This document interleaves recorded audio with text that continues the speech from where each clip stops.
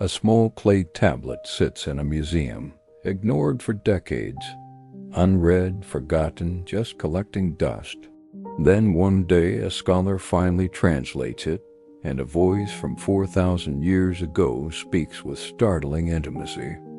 "Bridegroom, dear to my heart, goodly is your beauty, honey sweet." These words are bold, romantic, and incredibly risky, because they weren't for a private diary. They were written for a king. This raises a fascinating question. If people in ancient Mesopotamia were already writing about love so vividly, what about the other side of the story? The ending. The betrayal, the cold shoulder, the "it's over." So we're going on a historical hunt for a ghost, the world's very first breakup letter, and we'll uncover the brutal reason why we might never actually find it. Stick around for this one. To understand why the first breakup letter is so hard to pin down, we have to start where writing itself first became a daily tool. Ancient Mesopotamia, around 2000 BCE, during the Ur III period, a world of mud brick cities, canals, temple towers, and crowded markets where scribes could turn spoken life into permanent marks. This is the era of Shu-Sin, king of Ur ruling, a society that could record taxes, laws, prayers, and apparently desire. One of the most famous surviving romantic texts from the ancient world is the love song for Shu-Sin, preserved on a cuneiform tablet and later recognized as one of humanity's oldest written expressions of romantic passion. It describes a bride speaking directly to Shu-Sin in language so personal it feels like eavesdropping across millennia trembling anticipation, honey-sweet praise, and a direct invitation to the bedchamber. Now here is the twist. This isn't a modern love letter in the private, envelope and ink sense. Scholars connect it to a ritual context, often called the sacred marriage, performed during New Year's celebrations, blending politics, religion, and intimacy. And yet, if love could be written down this early, it's almost impossible to believe heartbreak wasn't written down too. So where are the breakup letters? Here's the central challenge. History doesn't preserve emotions, materials do. A breakup letter is the kind of thing that gets crumpled, burned, hidden, or left behind in a moment of rage. And in the ancient world, many letters weren't even written on durable clay. Clay tablets survive because they're basically accidental time capsules. Bake them in a fire, whether in a kiln or during the destruction of a city, and they harden like ceramic. That's why we still have administrative records, myths, hymns, and this love poem. But a relationship-ending message might have been delivered orally or written on perishable materials, papyrus, leather, wax tablets, wooden boards, things that rot, melt, or vanish in a single flood season. So even if the first breakup letter was written in 2000 BCE, the odds of it surviving are brutally low. And there is another complication. The most famous, oldest love poem. Wasn't he sitting proudly in a temple library with a label that said romance? It was effectively lost, filed away until 1951, when scholar Samuel Noah Kramer recognized what it was while working through museum collections. So imagine how many private, painful texts never made it to a drawer at all. The mystery isn't whether ancient people broke up. The mystery is why their breakups didn't fossilize like their love did. Picture the world that produced this poem. In the cities of Sumer, the air is hot and dusty.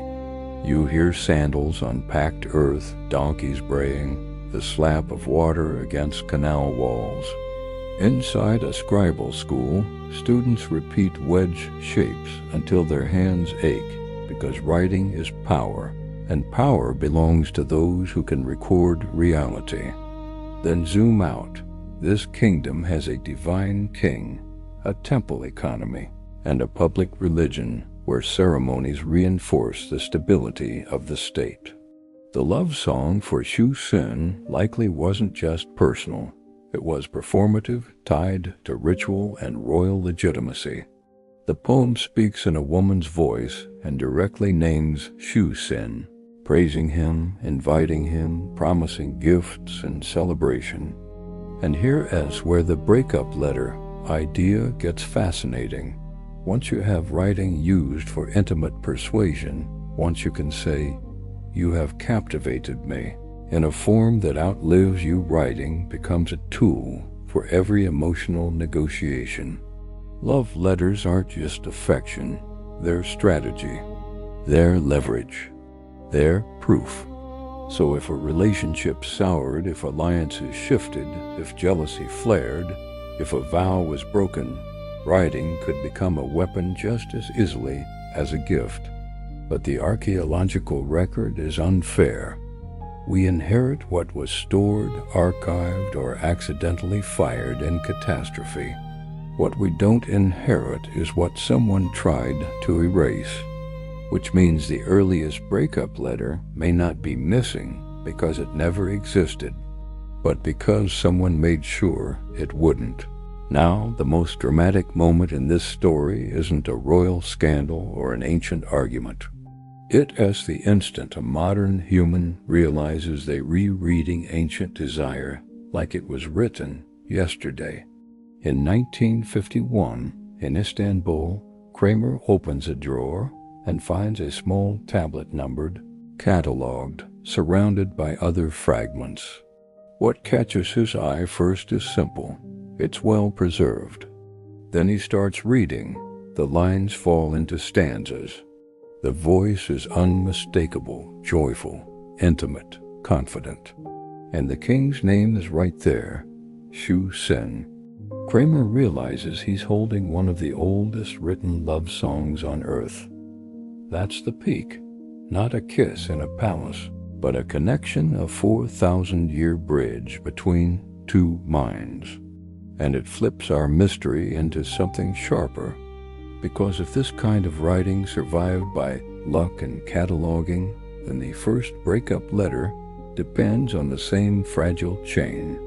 It needed to be written on something that lasts. It needed to be stored instead of destroyed. It needed to be found, and it needed someone to recognize what it was. One missing link, and it vanishes. So the climax lands with a quiet punch. The oldest love writing survived because someone kept it. Breakups are more likely to be discarded, meaning the first breakup letter might not be undiscovered. It might be unrecognizable or already gone. So what's the real answer to the first recorded breakup letter? It's that history can't confirm one, not because ancient people didn't end relationships, but because the archaeological record is biased toward durability and bureaucracy. What survives best are things societies valued enough to store, or disasters accidentally preserved.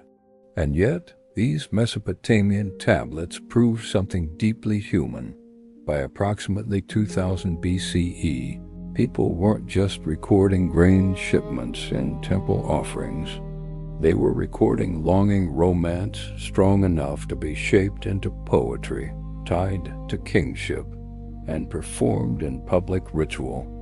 From that alone, it's reasonable to believe relationship endings, painful conversations, rejections, formal separations also found their way into writing. But most breakup messages are designed to end a connection, not preserve it. They're meant to close doors. That makes them less likely to be archived, copied, or celebrated.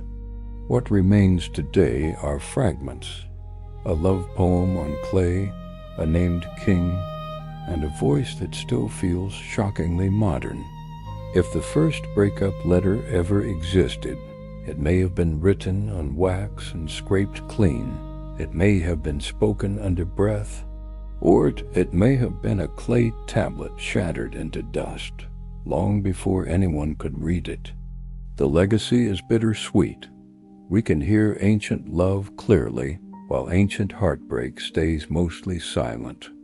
So here's my question for you. If you were an archaeologist and could recover one lost piece of human writing, would you choose the first love letter or the first breakup letter? And what do you think that breakup would sound like in a world of kings, temples, and sacred rituals? Drop your answer in the comments. I read them, and the best ones usually shape future episodes. If you enjoyed this kind of time travel mystery where the past isn't just dates and battles, but real human emotion, hit like, subscribe, and turn on notifications. Because next, we can go even deeper.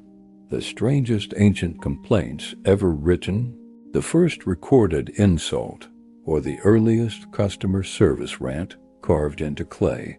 History isn't distant. Sometimes it's just archived.